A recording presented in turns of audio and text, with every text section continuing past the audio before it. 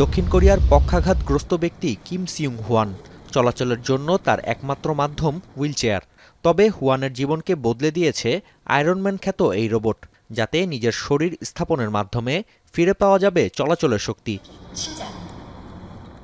রোবটটি তৈরি করেছে Korea advance institute of science and টেকনোলজির একদল গবেষক। এক্সো স্কেলেটন ল্যাব নামের দলটির অন্যতম সদস্য কিম সিউং হুয়ান সাংবাদিকদের সামনে প্রদর্শন করেন এর প্রোটোটাইপ। 50 কেজি ওজনের রোবটটি লোহার বদলে অ্যালুমিনিয়াম ও টাইটানিয়াম দিয়ে তৈরি হওয়ায় দুর্ঘটনার ঝুঁকিও কম। 아빠는 지금 이렇게 휠체어를 타고 있지만 주호는 이제 이렇게 걸어 다니고 뛰어다니고 있잖아. 이런 사람도 있고 저런 사람도 있는 거야. 하지만 아빠도 이렇게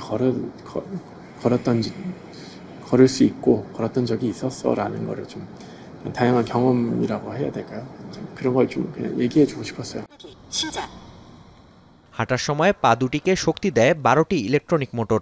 এছাড়াও আয়রনম্যানের উপরিভাগে বসানো সেন্সর থেকে প্রতি সেকেন্ডে 1000 সিগন্যাল স্বয়ংক্রিয়ভাবে মনিটর করা হয়, যার মাধ্যমে ব্যবহারকারীর গতিবিধি অনুমান করে নিয়ন্ত্রণ করা হয় ভারসাম্য।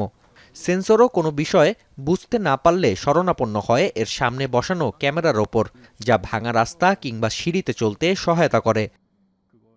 저희 로봇의 궁극적인 목표는 장애인분들의 일상생활에 녹아들여서 실제로 도움을 줄 수 있는 그런 로봇을 만드는 게 저희의 목표거든요.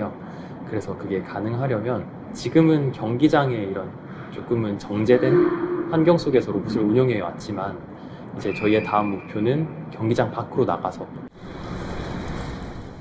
রোবটটির মাধ্যমে শারীরিকভাবে অক্ষম ব্যক্তিরা ঘন্টায় হাঁটতে পারবেন সর্বোচ্চ 3.2 কিলোমিটার গতিতে।